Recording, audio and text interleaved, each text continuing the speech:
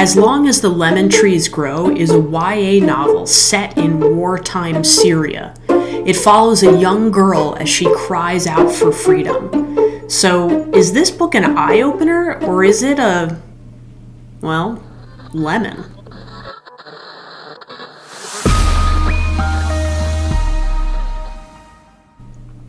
Hi, I'm Amanda, and this is Spineless Books, your one-stop shop for all things audiobook. As Long as the Lemon Trees Grow is a YA novel that I stumbled upon somewhere. I don't really remember exactly where I heard about it, but I do remember putting it in my Goodreads want to read pile and immediately feeling like, ooh, something about that book is going to be interesting. Now, my immediate impression of this book was that it was a little bit hokey, but I realized that that was on me because I was not aware when I first started reading that this was a YA novel. And that's exactly what it felt like. It felt appropriate as a YA novel, not so much as an adult novel, but when I realized that I was actually reading a YA novel, I suddenly felt very different about this book. In fact, I actually felt like it might be kind of perfect. So the book follows a young girl who's 17 or 18, and when we meet her, she has already suffered immeasurable losses. She has lost a significant amount of her family. She has trained for 1 year in school to be a pharmacist. She is not finished with that training.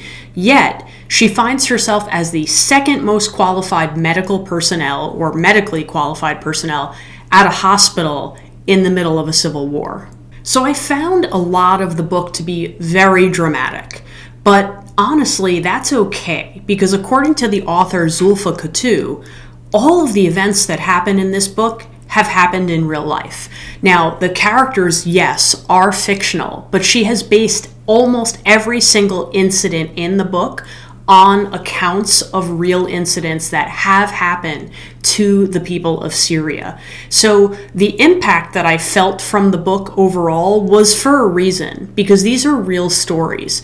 Now, I think as far as an adult learning about this, it's not really necessarily the depth and the understanding that you would hope for. However, for a young person learning about the civil war in Syria, I think this is a perfect entry point. It's really well done, it's very humanized, and it makes you think a whole lot about what it would be like to live in a war-torn country in a way that I don't think many of the young people in the US, at least where I'm from, can say that they have thought about on a deep level. This book will help them get there, and it's apolitical, which is really fascinating, but it's very well done as far as creating the human experience. As much as I think this book is a wonderful entry point for YA discussion about war and Syria and many, many critical issues, I really have to tell you honestly that I didn't love the narration. Now, Rasha Zamamiri is the narrator. She's a skilled narrator, but there's something that I picked up on between this book and another book that you'll hear in that review, and that is that when there is a book that is written as though it takes place in a language that is not English, and then the text is in English, minus a handful of names, locations, vocabulary words, terms, I find it really problematic when the narrator has a perfect English accent, zero affect, really almost flawless execution of the English language, and then the terms that are from the origin language of the book are really pronounced properly. It feels like you're hearing two different people narrate, as opposed to, I feel like I would much more appreciate someone who has an accent of the language that we are learning about and reads in that accent in English, because to me, the idea that a young girl in Syria speaks flawless English with no accent except for a handful of words is really off-putting. I find that really hard. I have listened to a number of books where the accent is appropriate to the narrator, or as in the narrator is reading in the accent of the language that the book is written about, and I find that much more believable and much more reasonable.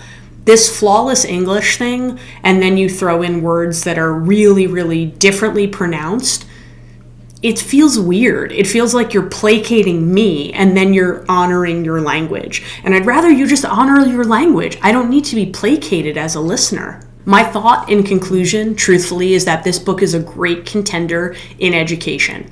I think it would be a fantastic book to add to history or English curriculum when studying the challenges in our world, because it really has the right amount of story for a young person to grab onto, the right amount of character sort of cred. I believe the character, I'm rooting for the character, I want the character to succeed, but it also has a lot of the hurt and the ugly that we don't often hear about. So I think it's a brilliant combination of the two, and I really recommend this for young people who are interested in sort of a gateway into what is going on in Syria today. Now remember, you might love what I hate and hate what I love, so make your own opinion, but thanks for listening to mine. I hope you like and subscribe.